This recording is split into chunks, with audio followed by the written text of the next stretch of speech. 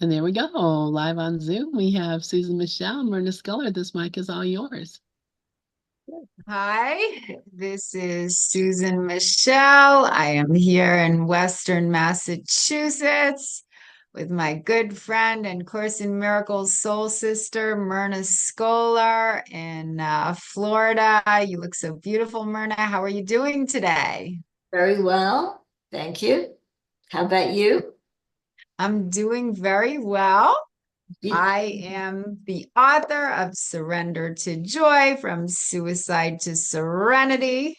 I teach the transformational truth of A Course in Miracles, which we are all here to study, to learn, to embody the truth of.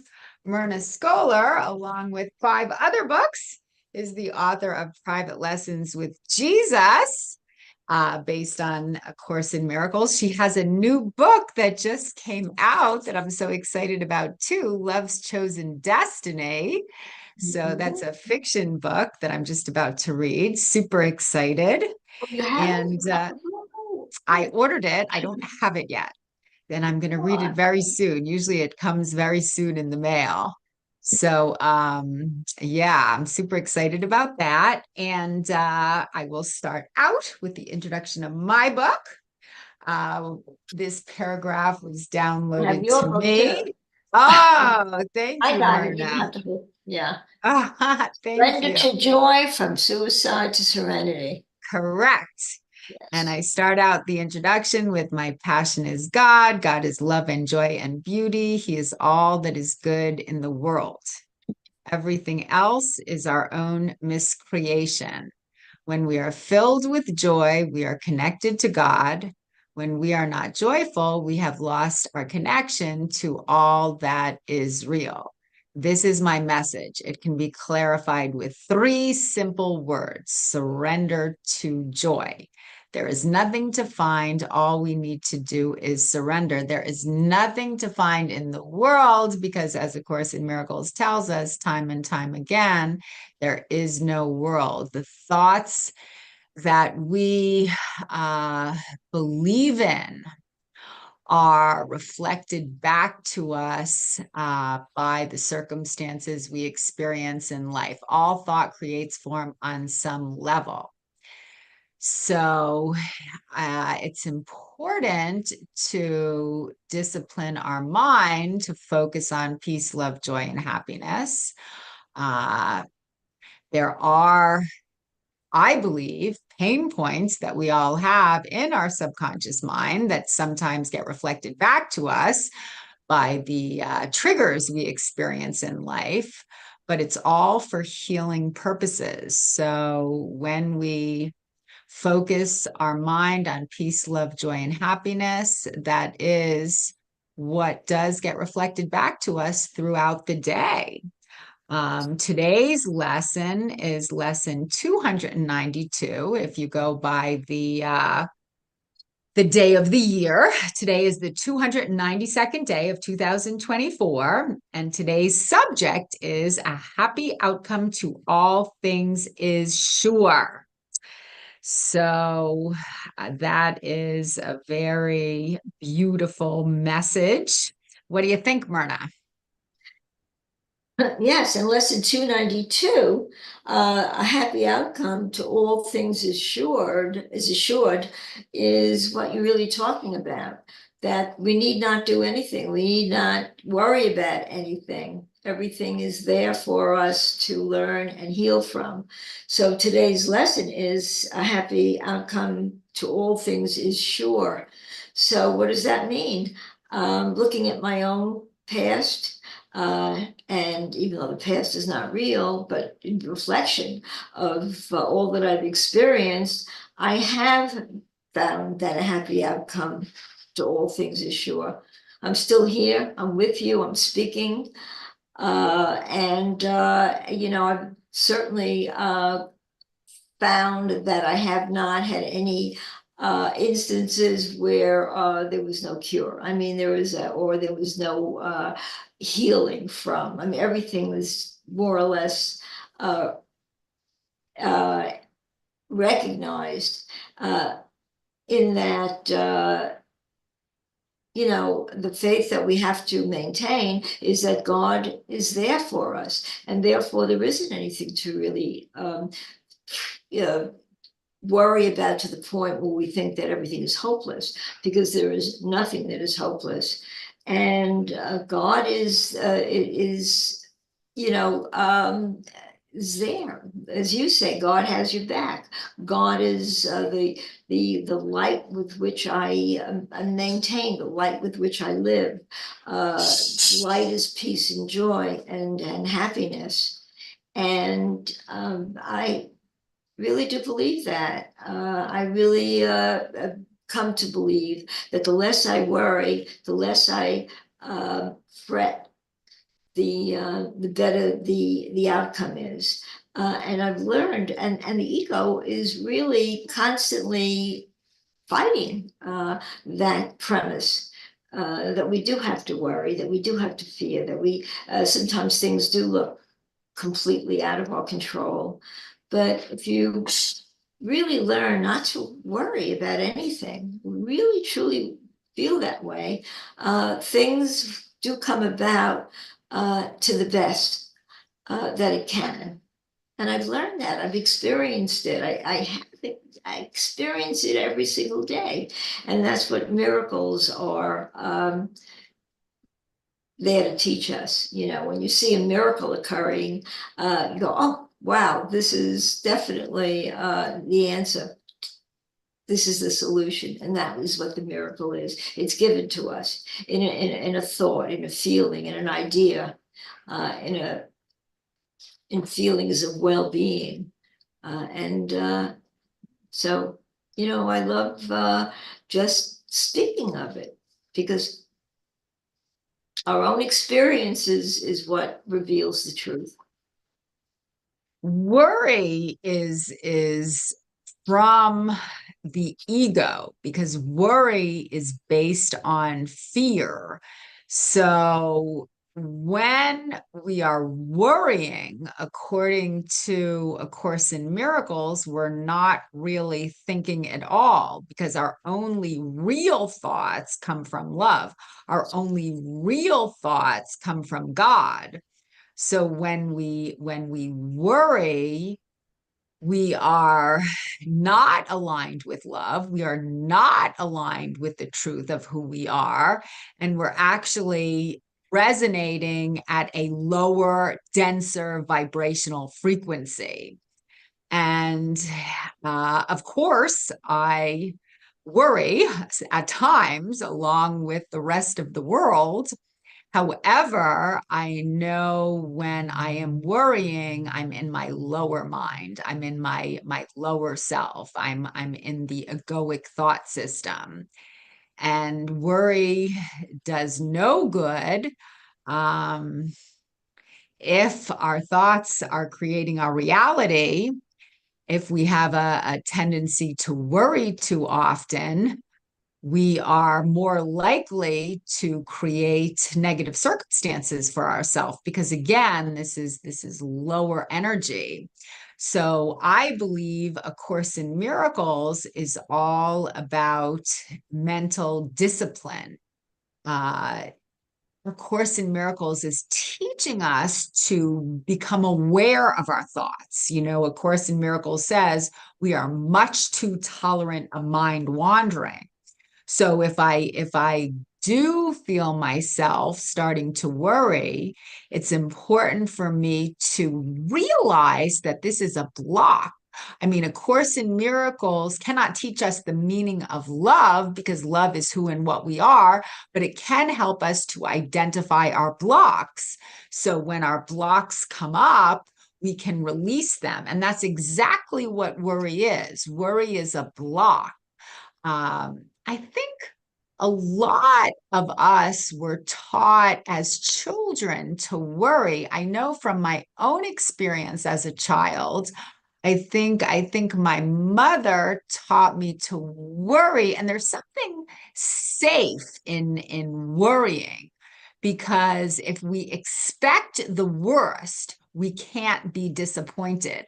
I think that's where it comes from. If we expect the worst, we can't be disappointed. However, it's very illogical, because why expect the worst? Why not expect the best? Because we are always creating our experiences by the thoughts that we choose to focus upon. So it's very important to release worry. It's very important to release fear. It's very important to release negativity and just focus on what we want to create in life. However, also remember, though, it's not what I'm going to get in the future that's going to bring me happiness. It's what I can embody right here, right now, that's going to bring me the joy that I'm craving. It's about fully opening up to the present moment and just realize that I have everything that I need right here, right now. And again, when I'm worrying, I'm basically siding with the ego, because God doesn't worry, Jesus doesn't worry, Christ doesn't worry, you know. God, I think, resides in a state of laughter, right? The separation occurred when the Son of God forgot to laugh. So I I like to think of God sometimes as a comedian, as a jovial comedian, you know. There was one time, and I know I've told this story a couple times, but I went to this seminar years ago to listen to an enlightened master give a talk. And I was very interested in what he had to say. So I showed up early to the talk, and I had a pad and a pen, and I sat in the front row, and I was going to take detailed notes about how to live a happy, fulfilling life, how to awaken in this lifetime, how to become enlightened. So he came, this enlightened master, this guru came out on the stage, and he didn't say anything at all. He just kind of smiled and laughed and threw out candy to the audience. I'll never forget that, because I was so surprised that this really smart and enlightened and sophisticated man would just come on stage and laugh and throw out candy. But I guess he, he didn't really have much to say. He was just connected to the energy of love. And when I can reside in that state, it's such a beautiful place to reside in. And worry, it's not like I have to eradicate the worry. I just don't worry, because God doesn't worry, because God exists in a state of love. And when I can connect to the truth of who I am, I don't have to worry either. Right, Myrna? Yeah, I like what you said when you saw this. What was he, a guru or Yes, somebody? Yes. your guru. He was a And he guru. didn't have to say anything. And I'm looking in the, No.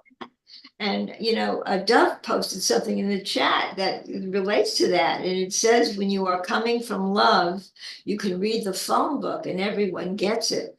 And it seems to me that means that you don't have to use words. And when you're coming from love, there's just nothing to say. That words become unnecessary, and your thoughts and your feelings are extended. And it really goes a very, very long way. Love is all that we're really given to feel. That's all we ever really need to feel. Because when you're coming from love and feeling love, there's one thing about love that there are no platitudes in love. Love is love. It's not more love, less love. Love is love, and it is what it is. And it can't be described. It can only be experienced. And we've also learned that, we're in that energetic love's frequency, and we're feeling it, and we're walking around with it. everything lights up around us. The people around us begin to smile. The waitresses at restaurants are loving and caring and giving. And, the insignificance of everyone is not insignificant, no matter who they are. Everyone becomes that feeling that we're experiencing. It's certainly recognized. Yeah, we talk and we talk and we talk and we try to convince people sometimes about what we're feeling. You listen to the news right now and they're talking and they're talking, and it's the same thing over and over and over again. And and especially now with the election coming up and with the war going on in Israel and Ukraine, and it seems to be just randomly just constantly rolling and talking, and what are we getting from it? Really, we're either getting fear, we're being put in a place of fear because we're listening to the devastations that they're constantly talking about, and that they can only make it better. Nobody else can make it better, but the people that are speaking to us and the people that are in the fold right now, who are selling themselves. And and when I think about it, all we have to do is look at today's lesson. A happy outcome to all things is sure. So all we really, you don't need to listen to any of that. Just have faith that no matter what happens, the outcome is sure to come, and it's going to be a happy outcome. It has to be happy when that's all you're expecting. If you're expecting it to be happy, then it has to be happy. Yes, if we're expecting it to be happy, it has to be happy. Very well said. Lesson 292, a happy outcome to all things is sure. It reads here, God's promises make no exceptions, and he guarantees that only joy can be the final outcome found for everything. Yet it is up to us when this is reached, how long we let an alien will appear to be opposing his. And while we think this will is real, we will not find the end. He has appointed as the outcome of all problems we perceive, all trials we see, and every situation that we meet. Yet is the ending certain, for God's will is done in earth and heaven. We will seek and we will find according to his will, which guarantees that our will is done. So part of what Jesus is telling us here is a happy outcome to all things is sure. We can choose to delay that outcome by focusing on fear, or by allowing fear to enter our minds. Or we can step into the truth of who and what we are, and that state is peace, love, joy, and happiness. Whenever I focus on fear, I feel angst, I feel stress, I feel less than. But when I can really trust that God is in control, God has my back, God's will for me is perfect happiness, I release the fear and I feel at peace. I'm going through a challenge. It's an ongoing challenge that I've brought up quite a few times in my talks here on Pal Talk and YouTube, this situation with my sister, where she has abandoned our relationship at the present time. And it's such the perfect example, because when I focus on the fact that she's abandoned me and I blame her, I feel bad. When I blame myself, I feel bad. When I go into guilt of any kind, I feel bad. And that's my ego.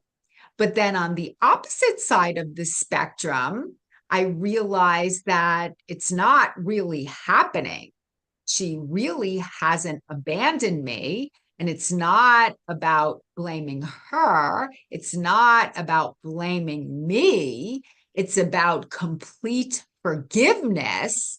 I feel so good. And I'm so aware of the mindset that brings peace to my mind. I'm also aware of the guilt that brings angst to my mind. And I think there is a mental discipline on focusing on love and compassion. Because when I am at peace, I can hear God's guidance. When I am at peace, I can feel God's love. When I can forgive my sister and myself, I can lift myself up to this higher energetic frequency and I can connect to Christ consciousness. But I'm very aware of the two diametrically opposed thought systems that I can tap into. I can choose fear, which brings me down into the darkness. It brings me down into the rabbit hole. And there's just this guilt and this low energy, this lower energetic frequency. Or there is compassion and love and forgiveness and the realization that nothing bad is happening at all. And I think with mental discipline, I can connect to love so much easier. I mean, yesterday it was so interesting because again, there was a lot of guilt that came up for me the night before my meditation. And then I went into a meditation yesterday morning. It was an hour meditation. And I got so connected to Christ consciousness, so connected to God that I could actually feel my body being lifted up. And it was just about, it was about innocence. It was about forgiveness. It was about love. I could feel God's love for me. I could feel my love for myself. I mean, it was just, I think, the most beautiful meditation that I can ever remember having. I can't seem to sustain that mindset, but I can tap into it. And when I tap into it, it's so empowering because I kind of lose myself. I lose myself in this energy of love. And we all have access to that mindset. Anytime we choose to tap into it, all we need to do is release our fear. It's simple. It's very simple. The truth is simple. It's just not easy. Because again, the world is run on the egoic thought system, but it is simple because love is who we are. And when we remember who we are, we feel so good. Right? Yeah, I think we get into trouble when we try to figure out a solution to everything. And when we're getting triggered, we say, well, what am I going to do about it? How I've got to figure this out. How am I going to, deal with this? And we start looking for solutions. But that's when the ego is at play. That's when the ego is in charge. What's wrong with just dropping it? Just dropping even what you mentioned with your sister. Just let it go at this point. Let it go. It'll come back, but it'll come back replenished. You know what I'm saying? It'll come back with much greater endeavor. The fact that, you have to think of this as just temporary. Just like, the Course in Miracles says, it's up to me to temporarily give more to those who temporarily have less, so to speak. So by letting it go, and you're temporarily kind of giving up the the fear that somebody has to take the blame for this. It's not going to be me. Well, maybe it should be her. I didn't do anything. And that's when the ego really has a field day with us. And we've all experienced that, we experience that all the time. I've experienced it with my own daughter. And so I've really learned that, especially now more than ever, that just by letting things go, they do come back healed, and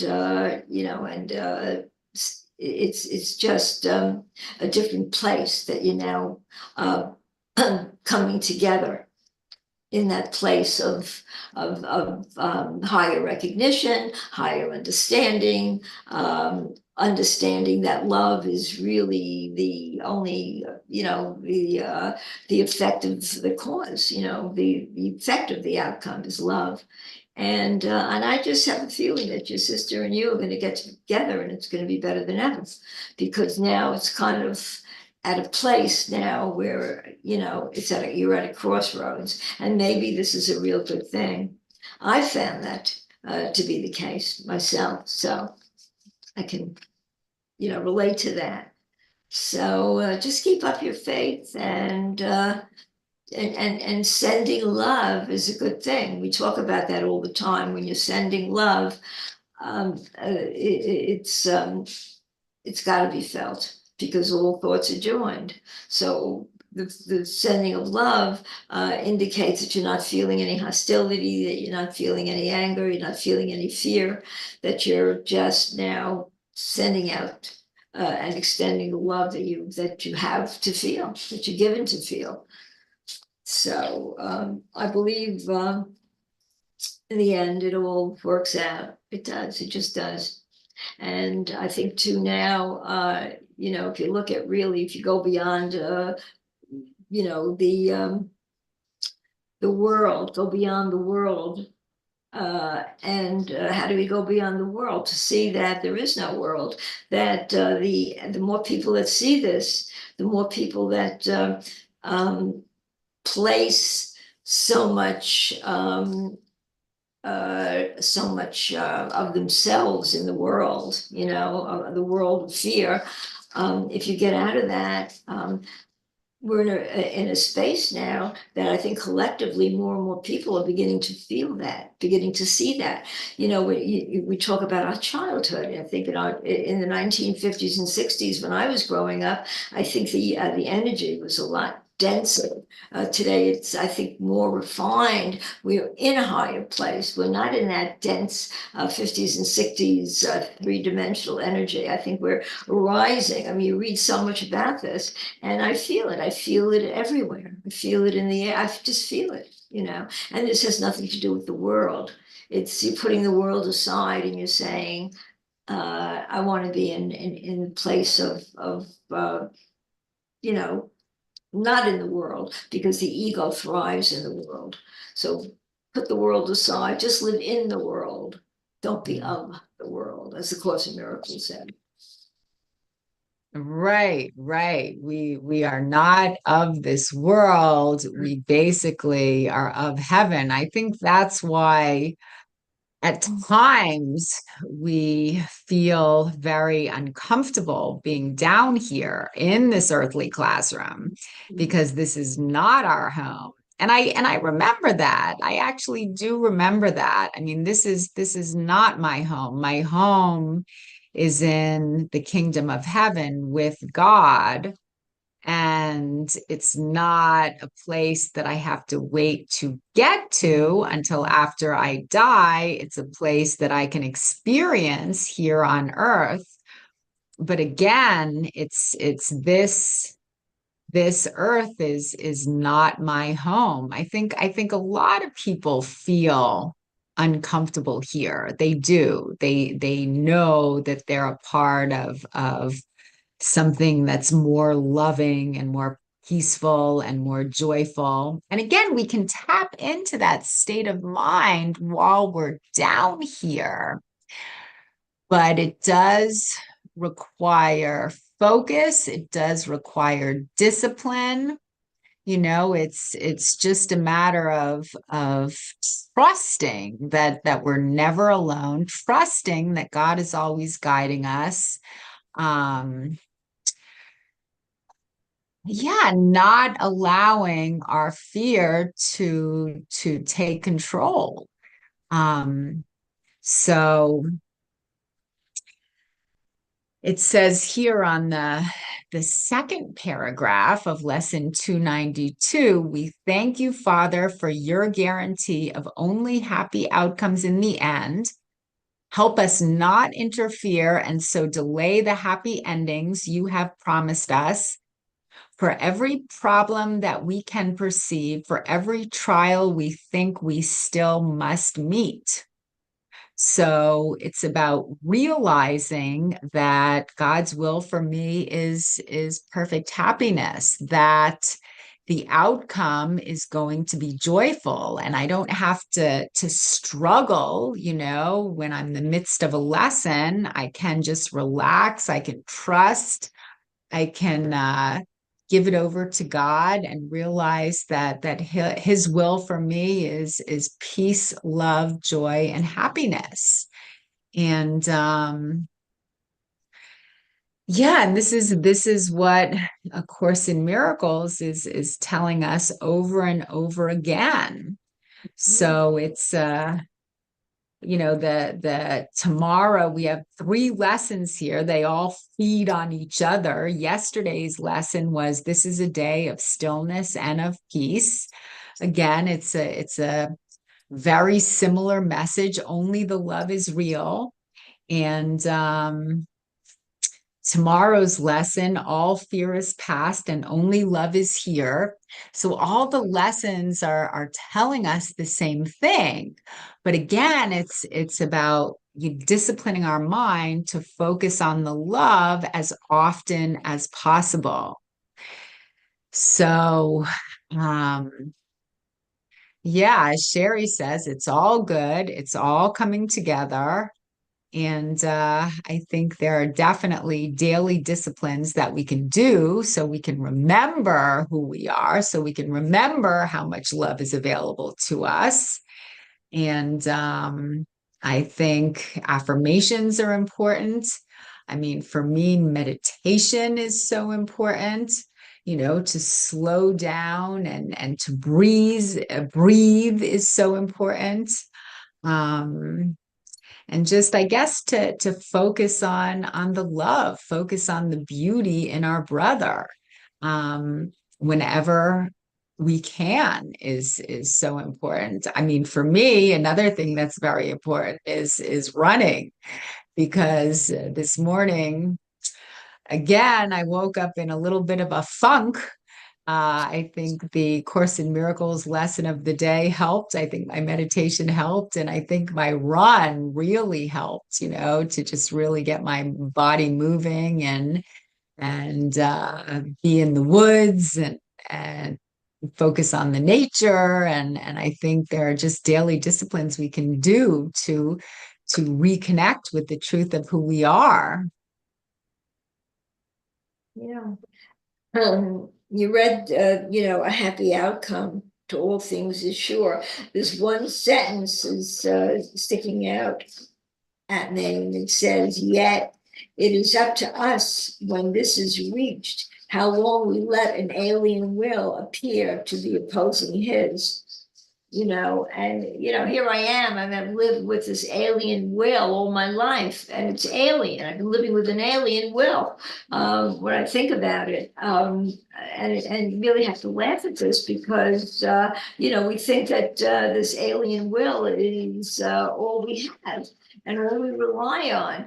Yet, really, it makes us see really more than ever that if this is an alien will, then what is real?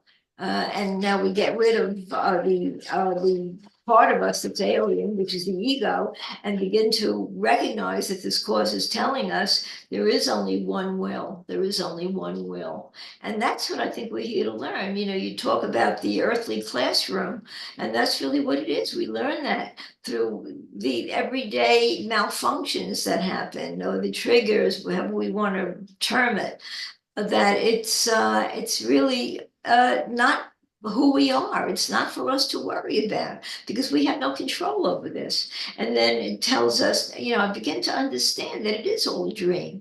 If it really is nothing more than just the ego is made of dust. Nothing more than that. You just blow on it and it just disappears, because how many problems do we perceive that we have? And yet if we do nothing about most of them, they will disappear anyway. They all just blow away in the wind. And that is, and it's so much better when we can do that without worrying, without being fearful at all, knowing that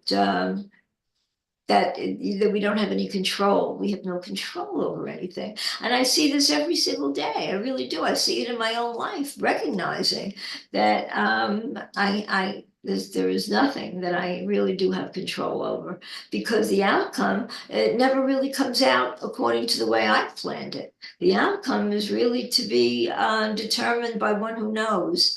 And when a happy outcome is certainly not going to come from a place of being afraid and being unsure and kind of vacillating and being in that place where I want to be sure. I want to be sure of who I am. I want to know that that everything is for my own good. And therefore recognizing that, why get into the nitty gritty of the assault that may be taking place at a given moment within our own mind. So again, it's the determination to not worry about anything, and if we can do that, I think it really it shows up physically, meaning that our health is better. If you never worry and you never really become agitated consistently or in a prolonged way, then it shows up and you're feeling better. The body works better, your organs are happier, and so forth. So, I'm all for that. Right, Susan?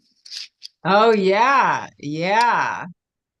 I think illnesses and dis-ease gets created in our bodies when we are suppressing negative emotions. I mean, that's where I think a lot of disease comes from. So God's will for me is perfect health. God's will for me is perfect happiness. I mean, when something does go wrong with our body, it's not about blaming ourselves, but it's about learning what is being reflected in our body that needs healing. But again, I mean, illness is definitely not of God. We were meant to be happy. We were meant to be joy-filled. We were meant to be healthy, and we were meant to be at peace. So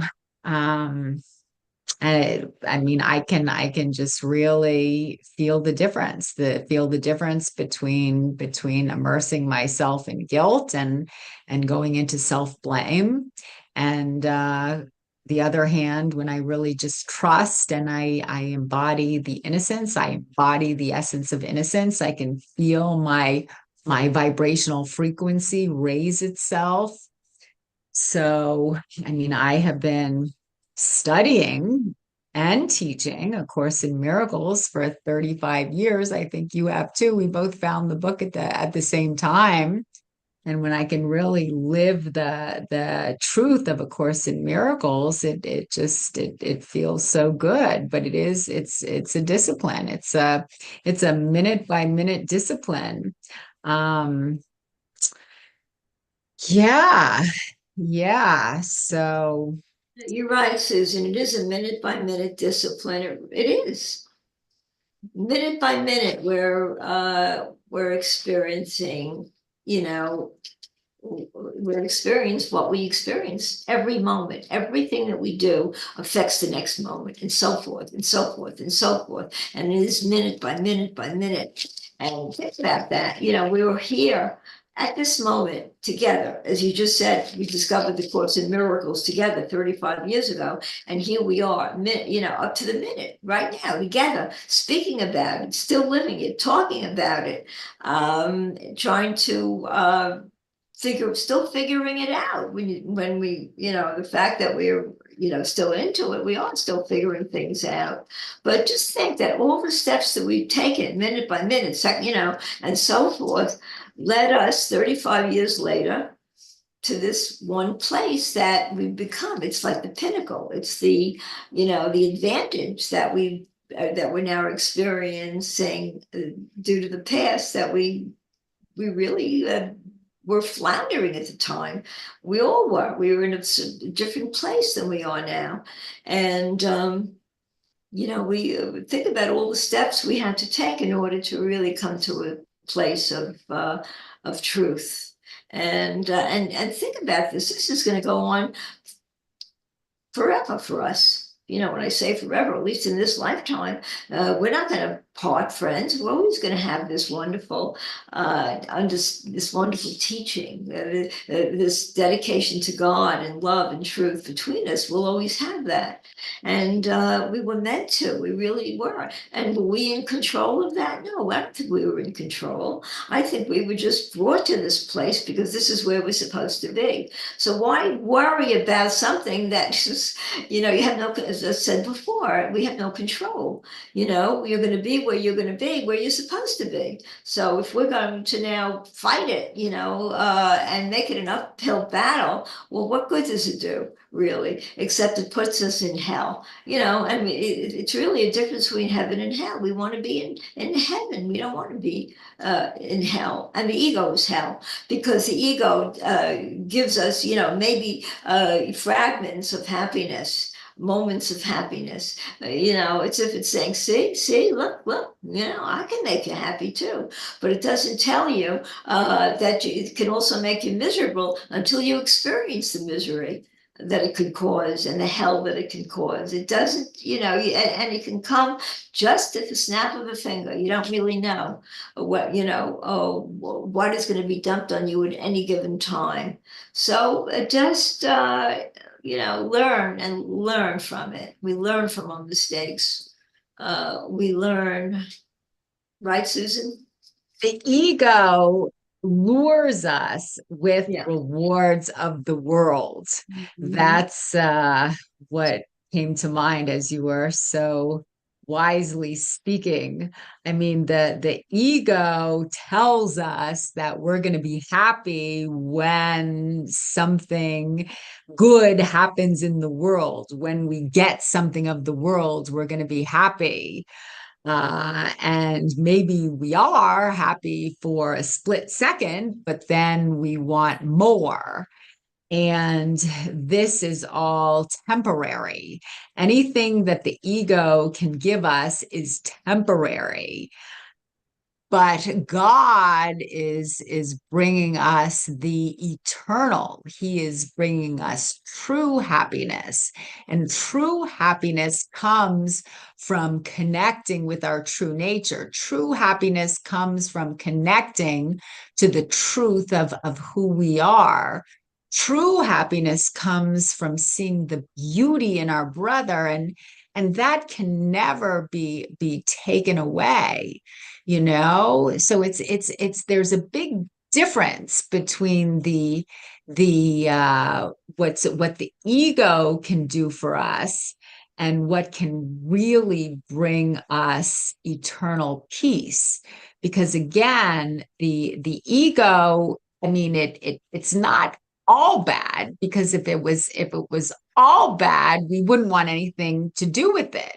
But the ego kind of keeps us strung along by giving us short-lived things that bring us happiness, but Right. they're not real. They don't lead to sustained joy. It's just kind of short bouts of happiness. When I get the new car, when I get the job, when I get something good, I feel happy for a moment, but it's again, it's not real. The real happiness is coming from God, and what's coming from God is just it's eternal. You know, it's about seeing through the illusion to the love. You know, sometimes when I really connect with the truth of who I am, I just love people so much. It's amazing how it happens. I connect to something inside of me that's true and that's real. And no matter who I'm around, it could be someone that I'm passing by on my run that I don't even know, but I don't know, I feel this love wash over me, and I just love him so much. Or it could be someone that I know really, really well, like my husband, and I just love him so much. But when I connect to the truth of who I am, I just love this other person so much. Or again, to bring my sister back into the picture, you know, and what we're going through right now, you know, we are not having contact with each other, but when I connect to the truth of who I am, I just love her so much. And I know that she can't hurt me. She can't, because if I love her fully, if I love her totally and completely, she can never take that away. No one can ever take that away, and that is of God. Unconditional love is of God, you know. And when I can love my sister, when I can love my brother totally and completely, I can feel God's love towards me. I can feel how much God loves me. And he's not asking anything from me. All he's asking is that I open my heart and my being to receive his love. And his love is so beautiful, and that same love that God is extending to me, I can extend to my brother, and I can feel a connection to the truth of who I am. And that's what A Course in Miracles is teaching us to do. You know, God created us to be conduits for his divine miracles. God created all of us to be conduits for his divine love. And A Course in Miracles says, I need do nothing. In fact, so much of the time when I do too much, I'm actually blocking his love. You know, all we need to do is slow down, relax, and accept his love. And when we stop blocking his love, we just feel his love, and his love is our love. And it's just so beautiful. Again, A Course in Miracles says, I need do nothing. All we need to do is not block the love.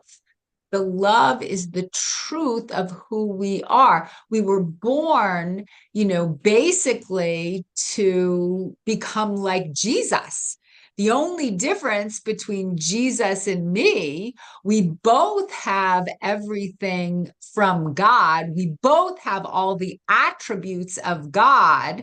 The difference between Jesus and me is Jesus has nothing else. Jesus has no blocks. Jesus awakened in this lifetime, on this earthly plane. And right now, as he is helping me connect to the truth of who I am, I still have blocks that I'm in the process of releasing, but again, I have bouts of feeling the peace, love, joy, and happiness of God. And when I feel connected to God, and I can remember numerous times each day where I do feel that connection to God. I'm actually feeling that connection to God right now. I mean, it's just a very beautiful state of mind to reside in. And I can see your beauty so clearly. And the beauty is not external. Of course, obviously, your external self is so beautiful, but the beauty that I'm connecting to is the essence of who you are.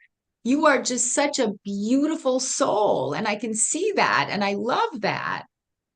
Our souls have connected on that level, and what could be better than that? And it's true when we find ourselves talking. I could feel that the essence of the fact that you are, exuding that pleasure that you're taking in just in talking, and it's true. I see it. It just is a wonderful place to be, and there's no question about that. I saw a movie yesterday at FAU at Lifelong Learning. They show movies, and my friend and I go on Thursdays now to movies that that they had selected. And yesterday's movie was The Best Exotic Marigold Hotel. And I love movies with a message. And this is a story of retirees who are they're really they're ailing and they're hurting and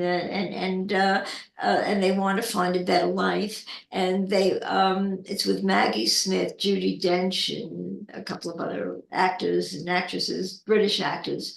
And they see this advertisement, and they're all disconnected. I mean, this is not together. This is separately. That this Marigold, Best Exotic Marigold Hotel. That's how it's advertised. It's in India, and this promises them a new life, a new wonderful life. And the hotel looks beautiful, And when they all decide that this is what they want to do, and that's where they all meet each other in India.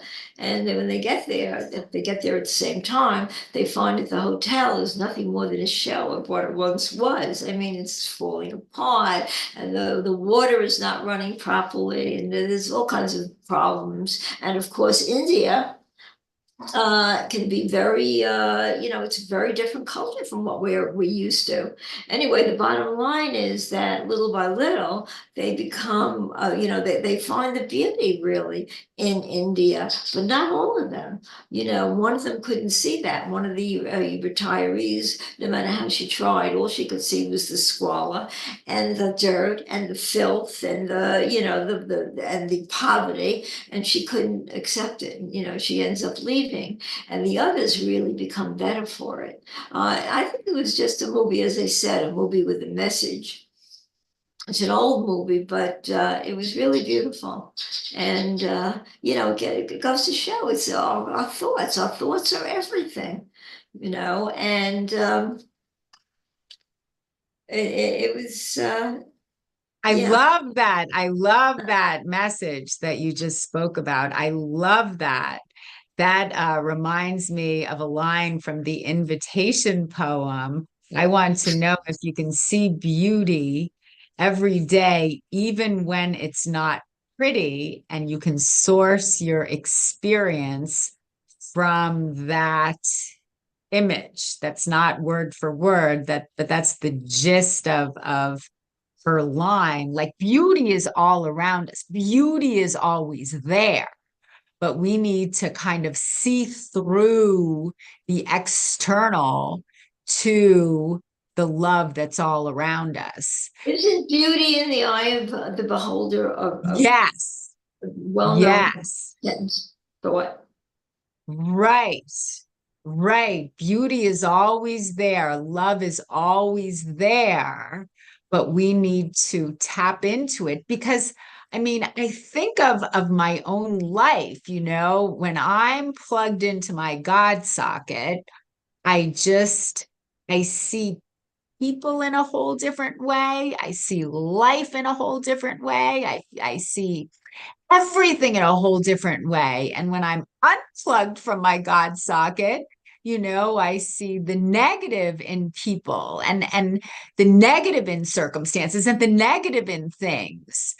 So it's we need to really just focus on the beauty. And for whatever the reason, when we're not focused on the beauty, we just need to pray and ask God to help us reconnect, you know? I mean, because it's not about Him punishing us in any way when we're judging, but it's about us feeling bad. And who wants to feel bad when God's will for me is perfect happiness?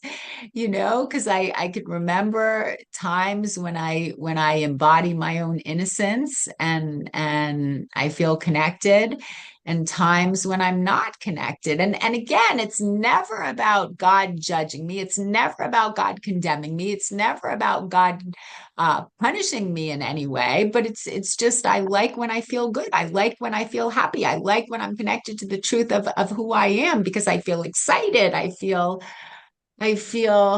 you know, that I'm living the life that I was born to live. So I love that movie. I love that movie that you spoke about. You know, it was in India, you said, right, Myrna? In India? Yeah. And there's India, you know, is also beautiful too. Yes, there's a lot of Mm-hmm. you know, ugliness, but there's a lot of beauty there too. And this is what the movie depicted. And it just depended on how you choose to what you wanted. You know, you want happiness, you can find it anywhere. Mm-hmm. Well, I've heard many people talk about the fact that we are the richest country, one of the richest countries in the world. But even though people have so much wealth in the United States, many people do experience unhappiness because they're looking for the source of their joy in the wrong places. And then you go to countries that do not have as much money as we do. You take a look at the lives of people that are really financially struggling. And so many of these people that do not have a lot of money are very, very happy, joy-filled people, because they know that the true source of happiness is within, you know? So I think that beauty is all over, but we just need to focus on love in order to see it. You know, we see in others what we feel in ourselves. We see in the world what we feel within ourselves. And when I embody my own innocence, I see the beauty in the world. I mean, again, as we say so many times, the external world is nothing more than a reflection of an internal condition.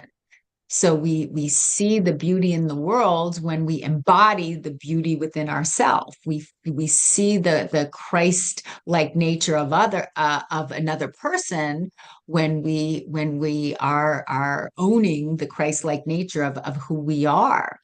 So those people in the movie that found the beauty in India, they obviously tapped into something within themselves that was being reflected back to them, right? In each other as well. They found that in each other, how each of them helped the other, and how, you know, in the end, it's they found what they were looking for. They wanted a retirement community, and there's where they decided to retire. And they did in the end, even though, you know, the hotel is owned by this young Indian man who wants so much to bring it back to what it was, you know, and he keeps assuring them, but he wants so much, and these people help him through, you know, develop that, and it does become the perfect community for them. But this one woman could not relate to that. She was unhappy. She thought negatively in every way. She found the negativity in everyone, and she couldn't stand being there. And she ended up going home, by herself. And she started out alone, and she's gonna end up alone. It's what you make of it. That's all. So. Anyway, this was beautiful, Susan. Beautiful. Yeah, beautiful. Yep, that's a beautiful truth. So on that note, it is 2:00. So our time here is up. I love you so much. Thank you for this beautiful talk. And as A Course in Miracles says, nothing real can be threatened, nothing unreal exists. Herein lies the peace of God. What that means is only the love is real. I love you. I love everyone that is here with us on Pal Talk YouTube. And anything else, Myrna? We're good Before to we go. return, we're good to go. And we'll now return the microphone to Lynn. Thank you so much, Susan and Michelle and Myrna Scholar. Wonderful.